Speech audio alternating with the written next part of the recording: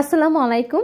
এই pressure ফুডটার video দেওয়ার পরপরই অনেকেই আমাকে রিকোয়েস্ট করেছেন এখানে যে 11টা প্রেসার ফুড আছে প্রত্যেকটার ব্যবহার দেখানোর জন্য। তো প্রত্যেকটার ব্যবহার দেখাতে গেলে ভিডিওটা একটু লম্বা হবে, কিন্তু আশা করি যারা এই প্রেসার ফুডের ব্যবহার জানেন না তাদের জন্য উপকার হবে। তবে চলেন ভিডিওটা শুরু করা যাক। প্রথমেই আমি 11টা প্রেসার ফুডের নামের একটা স্ক্রিনশট দিয়ে দিয়েছি, আপনারা চাইলে এটা সেভ করে রাখতে পারেন। তো প্রথমে যে ফুডটা আমি দেখাবো এটাকে বলা হয় রোলার প্রেসার ফুড। এটা মূলত একটা রোলারের মতো আপনার একটা চাকা আছে, যার কারণে আপনি যখন ফোম বা লেদার বা টেক্সচার কোয়ালিটির যে কাপড়গুলো আছে, ফেব্রিকগুলো আছে, সেইগুলো যখন সেলাই করবেন দেখবেন অন্য প্রেসার ফুডে একটু ছিঁড়ে যাওয়ার সম্ভাবনা থাকে বা স্ক্র্যাচ পড়ার সম্ভাবনা থাকে, বাট এইটা ইউজ করলে সেই সম্ভাবনাটা থাকে না।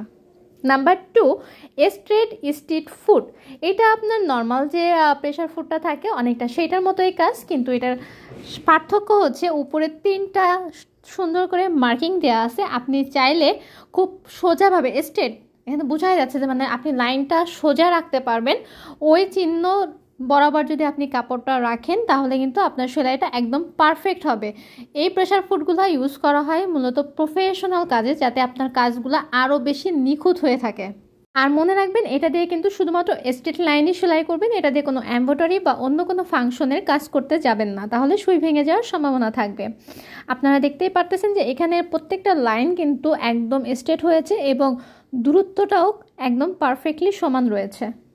নাম্বার 3, 1/4 কোয়াড্রিং ফুট। মানে এটা দুই পাশেই কিন্তু আপনার এটা সমান দূরত্ব মার্কিং দেওয়া আছে স্কেলের মতো, মানে 1/4 ইঞ্চির পরিমাণের পাশে জায়গা দেওয়া আছে। অনেক সময় আমাদের জামার নিচে ভাঁজ করা বা যে কোনো কিছু ফোল্ড করে ছোট করে চিকন করে সেলাই দেওয়ার জন্য যে একটা স্পেস থাকে বা একটা দূরত্ব থাকে, সেইটার জন্য কিন্তু আপনি এটা ব্যবহার করতে পারবেন। দেখেন একটা সমান দূরত্ব হয়েছে, এবং আপনি যখন এটাকে ঘুরিয়ে অন্য সাইড থেকে মানে চওড়াভাবে বলেন বা লম্বাভাবে বলেন, যেভাবে সেলাই করেন একটা নির্দিষ্ট পরিমাণ দূরত্বে আপনি কাজটা করতে পারবেন। এক কথায় 1/4 ইঞ্চি যেখানেই আপনার প্রয়োজন হবে আপনি এটা ব্যবহার করতে পারেন। নাম্বার 4 হচ্ছে সবথেকে ইম্পর্টেন্ট, ভিজিয়েবল প্রেসার ফুড। এটা মূলত আপনার অদৃশ্য যে চেন লাগানোর জন্য ব্যবহার করা হয়ে থাকে। আরও একটা কাজ কিন্তু এটা দিয়ে করা যায়, তো ফার্স্ট আমি সেটাই দেখাচ্ছি। সেটা হলো যে আপনারা চিকন পাইপিং ব্যবহারের জন্য এই প্রেসার ফুডটা ব্যবহার করতে পারেন, দড়ি পাইপিং যেটাকে বলে। তো দড়ি পাইপিংটা প্রথমে আমি কাপড়ের ভিতরে দিয়ে ফোল্ড করে দিয়ে যখন আমি এটাকে সেলাই করব দেখবেন একদম গা ঘেঁষে সেলাইটা হয়েছে, কারণ আপনার ফুডটার ভিতরে কিন্তু ওইভাবেই স্পেস করে দেওয়া আছে। এইভাবে আপনি পাইপিংটাকে একটা কাপড়ের ভিতরে সেলাই করে দিয়ে তারপর যে কাপড়ে আপনি পাইপিংটা লাগাতে চান তার উপরে সেলাই করবেন। আপনি যদি একটু খেয়াল করেন দেখেন আপনার পাইপটা কিন্তু ওই প্রেসার ফুডের ভিতরেই খুব সুন্দর করে আটকে রাখতেছে, যার কারণে কিন্তু আপনার সেলাইটা একদম পারফেক্ট হচ্ছে। তো এইভাবে যে কোনো বালিশের কভারে বা যে কোনো কিছুতে আপনারা চিকন পাইপিং দিতে পারেন। আর এটা যেহেতু জিপার ফুড, জিপার তো সেলাই করে দেখাতেই হয়, তো প্রথমে আমি জিপারটাকে সেট করে নিচ্ছি। আর এই জিপারগুলো একটু আলাদা হয়, ইনভিজিবল জিপার। এটা আমার কাছে ছিল না, আমার কাছে যেটা ছিল আমি সেটা দিয়েই আপনাদেরকে দেখানোর চেষ্টা করেছি। তো প্রথমে আমি পিন লাগিয়ে দেব যাতে এটা পারফেক্টলি সেট হয়। পিন লাগানোর পরে আমি হলো গিয়ে সেলাইয়ের যে আর চেনের যে চিকন যে অংশটা থাকে সেইটা আমি ভিতরে ঢুকিয়ে দিয়ে কিন্তু আমি সেলাইটা করব। এতে করে কিন্তু একদম গা ঘেঁষে চেনের সেলাইটা হবে। আর এটা একটা সময় দেখা যাবে যখন আমি উল্টাবো তখন এটা একদমই অদৃশ্য হয়ে যাবে। তো এই প্রেসার ফুডটা কিন্তু খুবই ইম্পর্টেন্ট। চেনের রানারের উপর সেলাই দেওয়ার পরে আপনার নিচে যে অংশটা হালকা একটু বাকি থাকবে সেটা একটুখানি সেলাই করে দিবেন, তারপর দেখবেন আপনার ফুল ফিনিশিংটা হয়ে যাবে। নাম্বার 5 সব থেকে পছন্দের, সেটা হলো যে পিকো করার। এটার নাম মূলত 3mm ন্যারো স্টিচ ফুড। তো এটা কিন্তু 3mm, 4mm, 6mmও হয়। 11 পিসের সাথে আপনারা পাবেন 3mm, কারণ এটা বেশি পাতলা কাপড়ের জন্য ব্যবহার করা হয়, নেট কাপড়, পাতলা কাপড়, জর্জেট কাপড়। তো আমি কিন্তু এখানে ফাংশন সি ব্যবহার করেছি আর নাম্বার ব্যবহার করেছি 2। আর যেহেতু নেট ফেব্রিক সেজন্য আমি ব্যবহার করেছি একদম 0 টেনশন। আপনারা যদি এখানে জর্জেট কাপড় ইউজ করেন তাহলে আপনারা টেনশনটা 1 ইউজ করবেন। পিকো করার জন্য এই প্রেসার ফুডটা একটা বেস্ট একটা প্রেসার ফুড, যেটা করলে আপনার কাজ অনেকটাই সহজ হয়ে যায় এবং সুন্দর হয়। আর নাম্বার 6 হচ্ছে ব্লাইন্ড স্টিচ ফুড। নামের সাথে কাজে কিন্তু অনেক মিল আছে। ব্লাইন্ড মানে অন্ধ, আর এটা কিন্তু অন্তরালে সেলাই দেয়। হচ্ছে আপনি যখন একটা কাপড় সেলাই করবেন, আপনার একটা অংশে সেলাইটা দৃশ্যমান হবে আর অপর পাশের সেলাইটা অদৃশ্যমান থাকবে। মজার না বিষয়টা? আসলেই মজার। তো প্রথমে এটার জন্য আমরা কাপড়টা ফোল্ড করে নিব, প্রথমে 2টা ভাঁজ করে নিব, তারপর যে পাশে আপনি হলো যে অদৃশ্য থাকবে সেটা এইভাবে সামান্য একটু চিকন করে ফোল্ড করে আমরা সেলাইটা দিব। আর এই সেলাইটা দেওয়ার জন্য কিন্তু আপনি ফাংশন 3টা আছে, এফ আছে, ই আছে, আই আছে, আপনার যেটা ইচ্ছা হয়।